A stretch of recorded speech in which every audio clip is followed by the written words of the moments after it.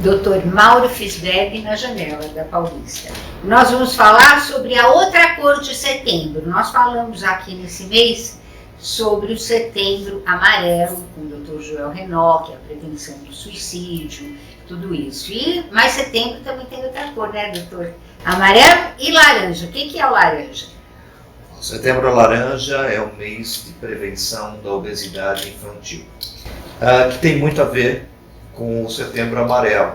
E Sim. também os nossos pacientes obesos, especialmente os adolescentes, têm algumas alterações importantes da sua autoestima, sofrem bullying, eles também têm problemas de ansiedade e depressão, e muitos também acabam tendo risco do suicídio. Então acho que as duas coisas são comuns e as duas cores podem se entremear e podem ser muito importantes na prevenção de dois problemas que são muito relacionados.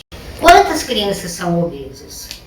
As nossas crianças do Brasil hoje são 4 em cada 10 crianças são crianças com excesso de peso. E a gente sabe que pelo menos 2 em cada 10 são obesas e obesas graves. À medida que elas vão para a adolescência, elas vão aumentando esse risco, elas são hoje entre 4 e 5 a cada 10 têm excesso de peso, para chegar nos dados da população adulta, que são 6 adultos que têm excesso de peso em cada 10. Mas então, tudo muito alto. Hoje nós estamos com valores muito grandes. Hoje ser magro já não é normalidade. Se normalidade é maioria, nós já sabemos que nós temos mais excesso de peso do que normais. Bom, então precisa começar a prevenir isso lá atrás, lá na infância. Mas, doutor, se uma criança é obesa, ela vai ser sempre obesa? Ou ela vai ter que lutar a vida inteira contra a obesidade? A obesidade é uma doença de muitas caras. Nós sabemos que a obesidade tem uma aparência, mas tem muitas doenças por trás. Então, eu tenho uma obesidade, por exemplo, que começa com a mulher na gestação. Uma gestante que ganha, por exemplo, 20, 25 quilos durante a gravidez, ela vai perder um pouquinho desse peso no pós-parto, mas seguramente ela vai ficar com superávit de aproximadamente uns 10, 12 quilos.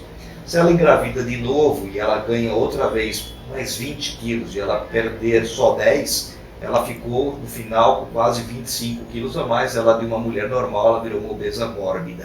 Então a gente tem que tomar muito cuidado com isso. Isso leva também a uma criança que pode ter um peso excessivo no nascimento. Uma criança que nasce muito pesada pode ter riscos específicos metabólicos, ela é uma criança mais frágil e ela tem mais chance de ser um obeso pro resto da vida. E uma criança que fica obesa por mais tempo, com obesidade mais grave e que tem mais risco de doenças paralelas, ela com certeza vai ser uma adolescente obesa e vai ser um adulto obeso. Então ela vai ser provavelmente um adulto obeso para o resto da vida. Como é que a gente faz para controlar essa obesidade na infância? Como todos sabem, tratar a obesidade é uma coisa extremamente complexa. Então é difícil, tem que mudar o estilo de vida, tem que mudar a forma de alimentação, tem que mudar o teu padrão de atividade física. Então prevenir é muito mais tranquilo. E aí tem muito a ver com o comportamento da família. A família que vai determinar a chance de uma criança ser ou não mais pesada. Começa com o aleitamento materno, depois começa com a introdução adequada de alimentos, não introduzir alimentos que não são adequados na faixa etária da criança. Isso a gente chama de introduzir doces, açúcar, alimentos cheios de gordura, de sódio, que são muito frequentes nas nossas crianças. Tem crianças até muito pequenas, como de 1 a 2 meses, já recebendo, por exemplo, mamadeiras de refrigerantes ou balas, sorvete, chocolate, muito cedo, bem antes do 6º mês de vida. Depois disso... Agora, desculpa, mas até o 6º mês ela devia idealmente ser só leite materno, nesse mais nada. Nesse período ela deveria receber só aleitamento materno, exclusivo, nem água, nada. Não precisaria de mais nada.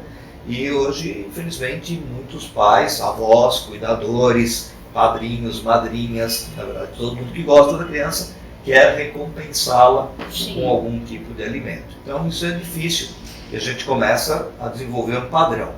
Depois disso são crianças que não brincam, são crianças que ficam mais institucionalizadas, ficam dentro de casa, que ficam na frente de telas, então ficam na frente de tablets, computadores. Hoje nós tivemos um encontro com os nossos candidatos a presidente, onde nós discutimos que nós precisamos ter uma política de prevenção da obesidade para todo o país, porque senão nós não temos recursos econômicos depois para bancar o que vai acontecer com essas crianças que vão se transformar em adolescentes já com doença, adultos jovens com doenças mais graves e adultos que vão morrer mais cedo. Então nós vamos ter um sistema de custos que vai ser impagável se nós não prevenirmos o excesso de peso já na infância, antes de se manifestar a obesidade. Agora, dá para fazer isso sozinho? Ou a gente tem que contar com a ajuda de profissionais? A obesidade é uma situação que começa dentro de casa, cabe aos pais, cabe aos responsáveis iniciarem o seu trabalho, eles são os modelos, eles são os indivíduos que vão determinar o comportamento para a criança, tanto na situação de atividade física, de brincar, de se comportar de uma forma adequada com a criança, fazer com que a criança sente na mesa, que tenha técnicas de alimentação adequada e alimentos adequados. Depois que sejam crianças lúdicas, que brinquem, que saiam para fora de casa. A escola é responsável, então a escola também é parte do problema, ela precisa educar e ao mesmo tempo impedir que exista um consumo inadequado dentro da escola. Então, em campanhas de educação com os pais. Cabe à sociedade, porque a sociedade também precisa ter um local adequado para as crianças brincarem, ter segurança, ter condições de ter calçadas, de ter parques, de ter áreas verdes seguras. Nós estamos discutindo hoje com uma médica do Rio de Janeiro, que ela discutindo que não basta ter uma área verde se eu tenho balas perdidas voando por cima da área verde. Então nós temos que ter espaços adequados, seguros e corretos. Nós estamos mudando bastante algumas formas de transporte, por exemplo, nós estamos usando mais a bicicleta, nós temos hoje a bicicleta compartilhada, estamos caminhando mais, mas nós devemos voltar ao que nós éramos antes, que realmente nós tínhamos uma atividade que não era tão sedentária. Só para a gente saber, cada 10 adolescentes, 7 são sedentários, quer dizer, não fazem o mínimo da atividade física necessária para manter o peso. Nossa! É uma situação que é muito complicada. Se a gente não fizer uma mudança rápida, nós vamos ter uma população como a americana hoje, que em vez de ser 6 excesso de peso para cada 10, eles são 6 obesos para cada 10. Então, um sistema que vai à falência. Claramente, nós não temos os recursos para pagar pelo diabetes, pela hipertensão, pelos acidentes vasculares, por todos os problemas de risco oculares que nós vamos ter das doenças que seriam prevenidas com a prevenção.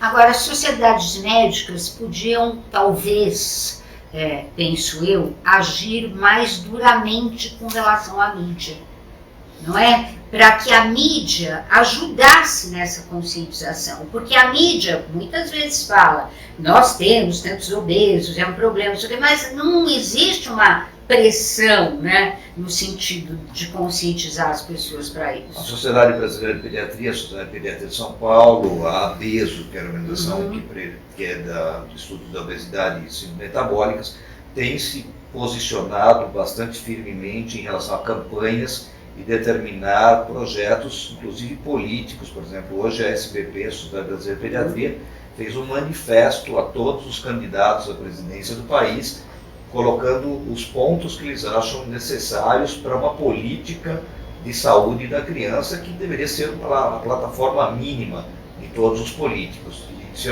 nós não tivermos esse apoio político, é muito difícil. Nós trabalhamos dentro das sociedades de pediatria também com interferências dentro da Anvisa, propondo projetos de melhoria de situações específicas, de regulamentação da publicidade, incentivo à atividade física, incentivo ao aleitamento materno, da consulta pediátrica no período pré-natal. Então são várias campanhas que têm sido feitas, mas a mídia, com raras exceções, ela é mais sensacionalista, ela busca mais os efeitos deletérios, mas não a campanha de prevenção. Ela usa mais, olha, aconteceu isso de doenças de graves, mas não o que poderíamos fazer para evitar essa doença tão grave. Infelizmente, o jornalismo ainda tem aquela máxima, notícia boa é a notícia ruim. Exato.